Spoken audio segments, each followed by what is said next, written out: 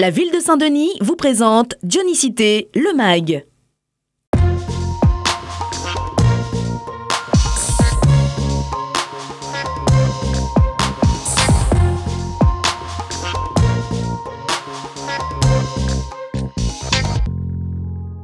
« 4200, voici le nombre de panneaux photovoltaïques installés récemment sur les toitures du Stade de l'Est.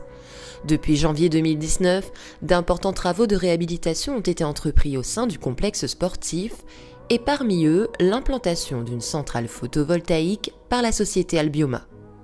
Nous sommes en 2015 lorsqu'un protocole d'accord est signé entre la ville et le producteur d'énergie renouvelable.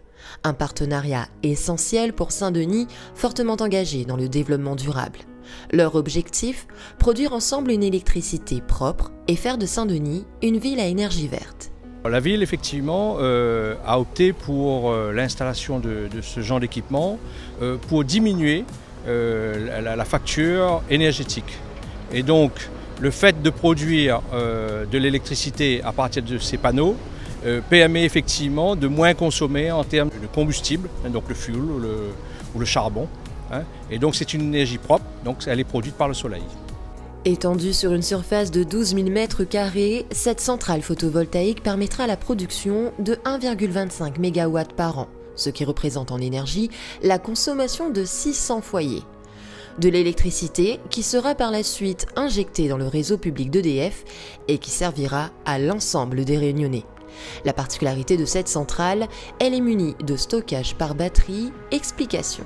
On réinjecte pendant la période de la pointe, donc au soir, de l'énergie qu'on a stockée pendant la journée dans les batteries. Donc le soir, en absence de soleil, on est quand même capable de contribuer à fournir de l'énergie sur le réseau EDF.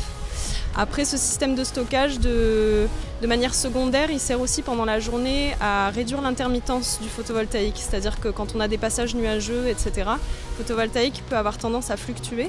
Et là, avec le stockage, on est capable de lisser pour que ce soit plus confortable pour les clients d'EDF, justement. Saint-Denis avance en matière de transition énergétique. Grâce à l'installation de cette centrale, elle consomme responsable et évite le rejet de 1400 tonnes de CO2 dans notre environnement. Le chantier d'installation de cette ferme photovoltaïque s'achèvera au mois de décembre. La consommation responsable se répand sur le territoire dionysien. En septembre dernier, les toitures du gymnase de la Montagne se recouvraient à leur tour d'une centrale photovoltaïque.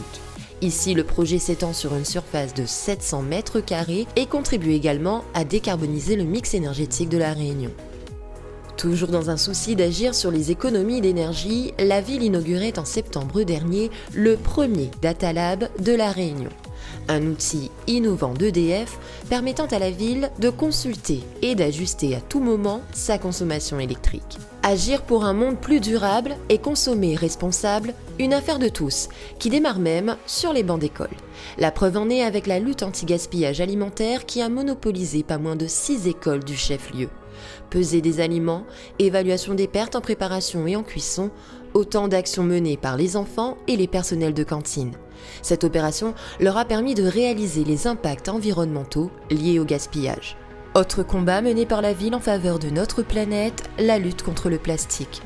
Zéro plastique, voici l'objectif ambitieux que s'est fixé la ville. Avec ses habitants, Saint-Denis multiplie les actions de sensibilisation. Le marché de nuit de septembre en était d'ailleurs l'illustration. Des milliers de visiteurs ont ainsi pu découvrir les alternatives au tout plastique. Tout ceci n'est qu'un aperçu de l'engagement de la ville en matière de développement durable. Lutter contre le changement climatique, préserver la biodiversité des milieux et des ressources, ou encore consommer responsable, des combats que mène la ville afin d'améliorer son territoire mais surtout notre planète.